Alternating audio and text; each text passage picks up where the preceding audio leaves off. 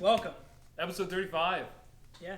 So if you missed our Facebook Live last Sunday from Dundurn, Chris was already ready to go to film this episode. I was ready to film. But it's he missed it by like a week. Anyway, only. Totally besides the point. Yeah. So this episode is going to be action-packed with a bunch of stuff. So if you were watching episode 34, you're going to get to finish the RS Gen 2 how to solder. Mm-hmm. What else we got? Hobbywing. Hey, electronics. Yeah, we got Hobbywing electronics, so we're going to do a couple unboxing and talk about what we got in stock for that. We got Sarcar video from their Wix race. Congratulations to all the winners for that. And depending on how long it is, we might throw some Dundurn, kind of just sprinkle it in there from off-road stuff. But if not, you'll see that next weekend. So this weekend's our first race. So Chris and I are going to be running four-wheel drive buggies together, and I think he's going to kick my butt, but don't tell anybody. Or especially don't tell him. Yeah, don't tell me. It'll be a surprise. But yeah, let's just get right into it, because it's going to be like crazy, crazy, crazy busy. It's going to be wild.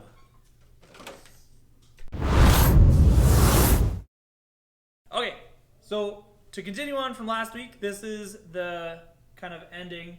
Maybe we'll split it up in like another section because it's pretty long. So maybe this is only part 2 of 3 for the how to solder your Tekin RS Gen 2. Okay, so now we have that speed control just roughly mounted, so it's not double-sided tape down or anything like that. So it's looking like we're going to put it this way just so we can run the motor wires across, and then A lines up to A, B lines up to B, so on and so forth, just so we don't have to cross them. So if we put them, put the speed control like this, the issue we would run into is we would actually have to cross the wires. And in a car with this much distance between the motor and the speed control, definitely not going to look very good. Like, I have another car here that we did kind of the same thing. So just lined up the A post to the A post. And then when you run it this way, it looks so much cleaner comparative to crossing over the wires.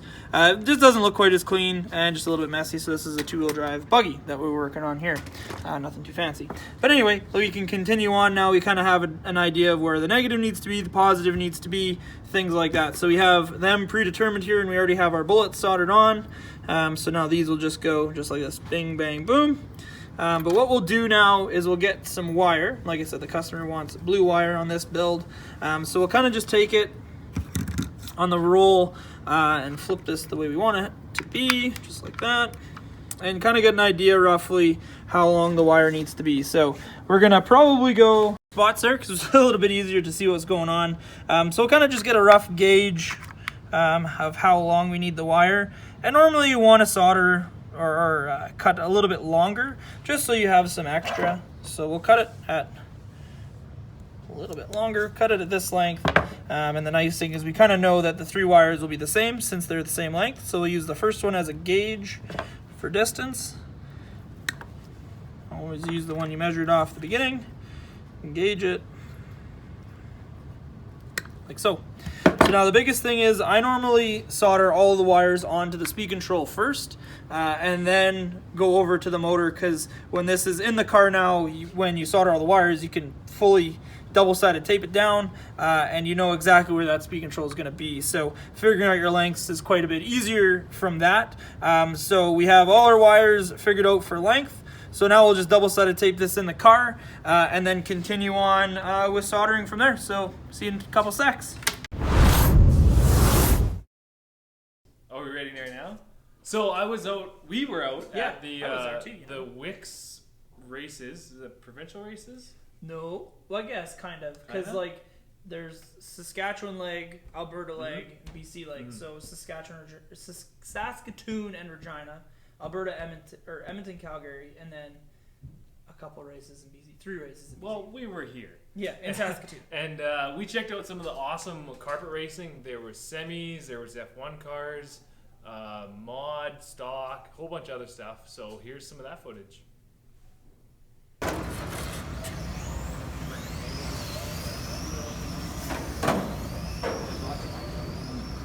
9.1, 12.6, 15, 9.3, 10.4, 10.3, 10.4, 11.1, 9.6, 10.6, 12.8,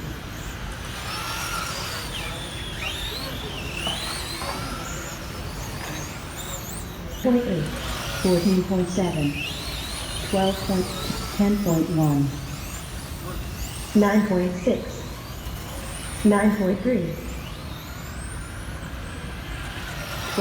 10, 10.0, 11, 9.4, 9.2,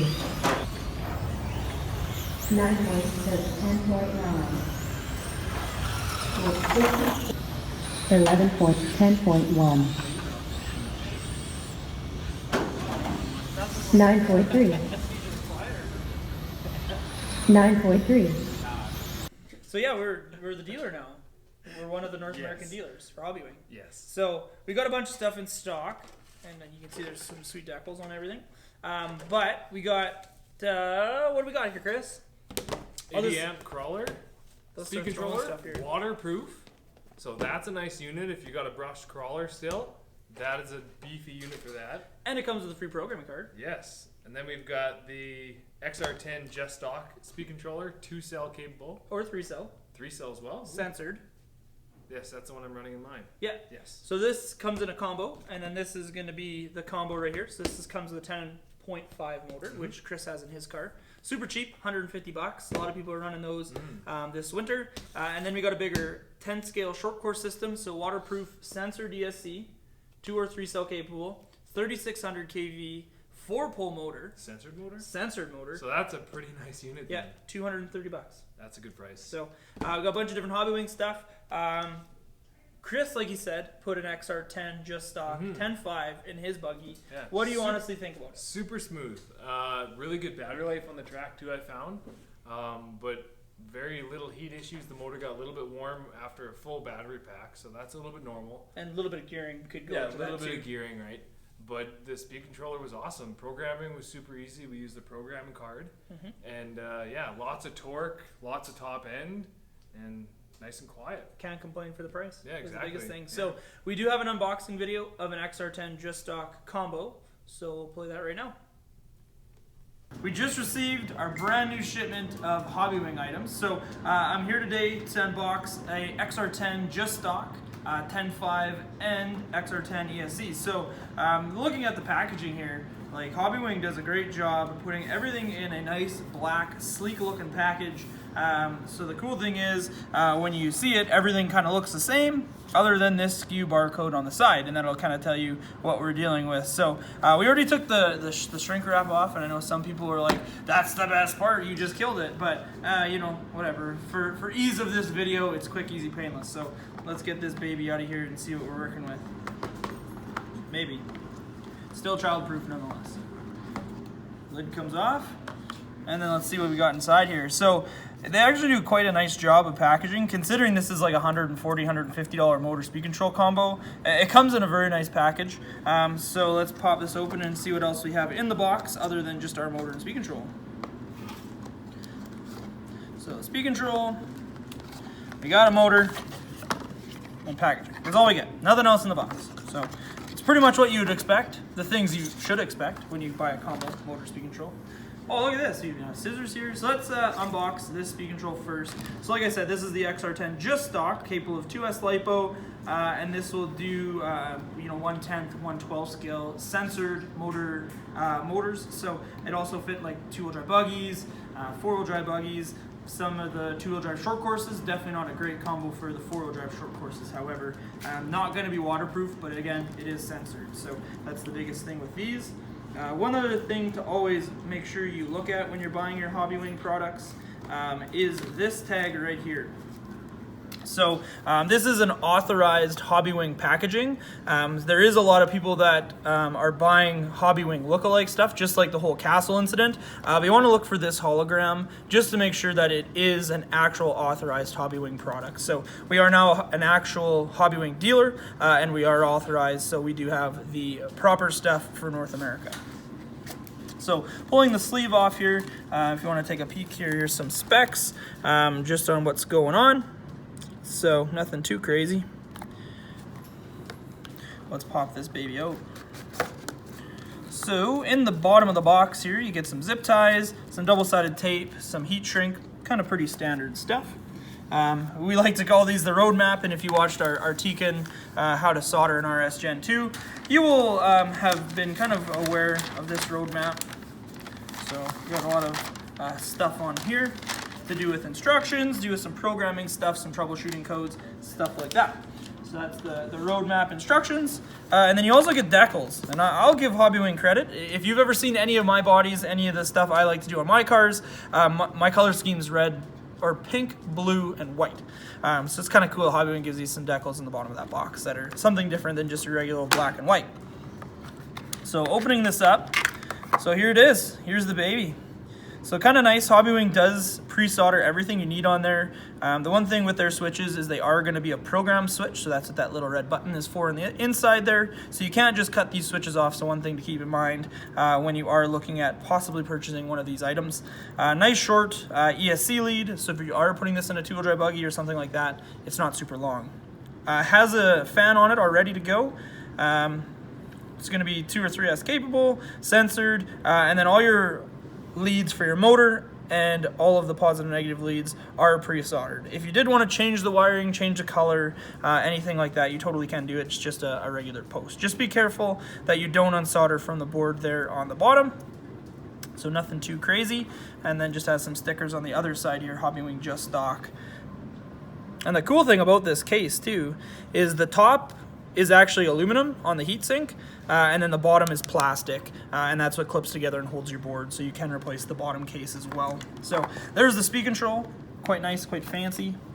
Well, let's open up this motor. I don't think there's going to be anything too crazy in here, but let's do it just for funsies. So again, with the authorized product from Hobbywing sticker.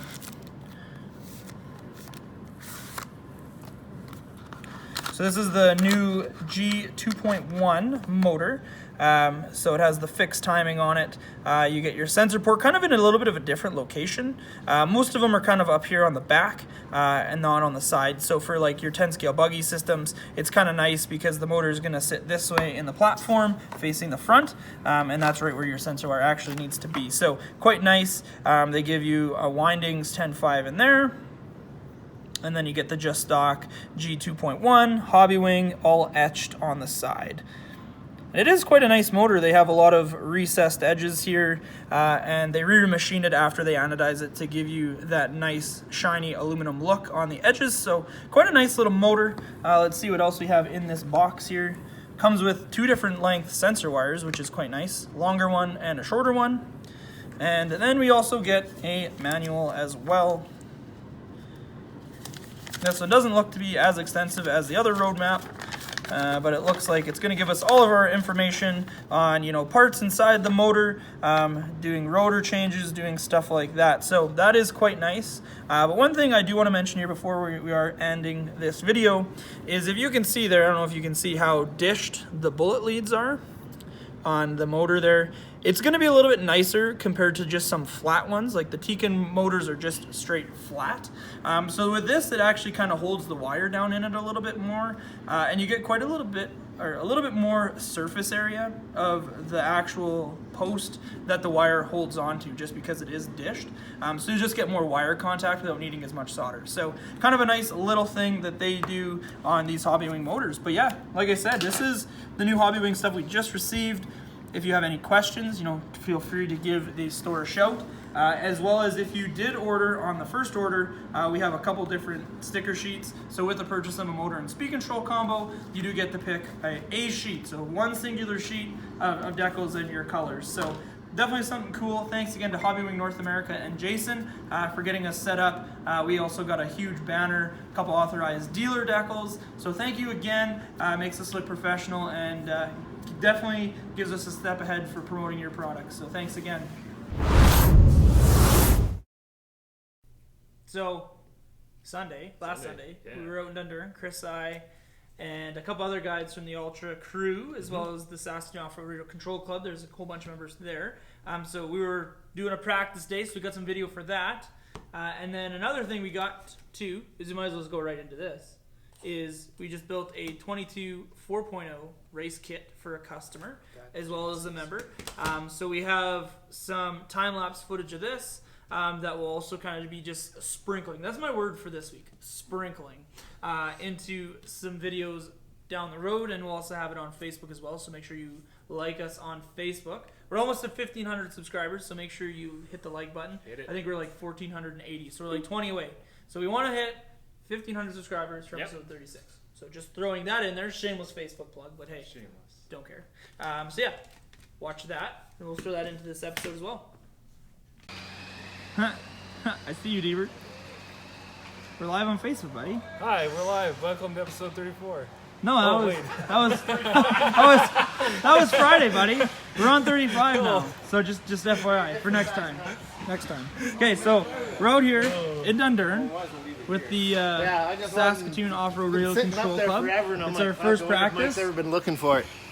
Hey, Hello. Marcel, you're live on Facebook right meow. Awesome. Yeah, right meow. No cussing. So to give a quick pit walk, you got Senior Hicks. Hi. He's eating some chicken strips. And what are you running today? You running a 4-wheel drive short course, Techno, SCT 410, and what else do you got? Oh, you got an EB 410, a little 10 scale buggy. Mm-hmm. Hey Brian, nice to see you're watching. The Hart brothers. Hey. So you got a Pro 2. Looks like a B6D. Isn't that Hicks's old rocket? Yep. Oh, that body. That body though. Brings back memories. Lightning strikes when Hicks is on the track. Yeah, lightning is right. We just finished the wiring on that car too. It was Dave's car. Hey. Okay, so totally besides the point. That's the end Yes. of episode 36. Make sure you watch next week. Maybe there's going to be some more Tekin footage from soldering. We're going to talk about that 22 4.0 a little bit more in depth to give us an honest review after this next week of racing. So racing is this Sunday, October 28th. You gotta get your car figured out. Yeah, I do actually. I got a motor for it, so we'll figure it out. I got to finish my 2-wheel drive too. I work on everyone else's stuff. I don't I'm have ready to time race. to finish my own car. But yeah, anyway, get my pit there's bag going to out. be some footage from this week's upcoming race for next week's footage. Yeah, and I think that's it. Don't forget to like, comment, and subscribe. Hit that share button on Hit the Facebook share button. Hit so the like you button. can tell all your friends how cool we are, or how cool we think we Look are. at these weirdos doing RC videos. Yeah, and again, make sure you hit that like button if you haven't on Facebook. We're almost at 1,500 subscribers, and there might be a giveaway for that too. So make sure you hit that like button. I'm not gonna tell you what yet, so you got to keep tuning into the show. You're gonna like it. That's Yeah. mint. Yeah, that was pretty good. I like that. But yeah, so thank you again for tuning in and watching. We'll see you next Friday, 7 p.m. Same time, same place. Urch Weekly.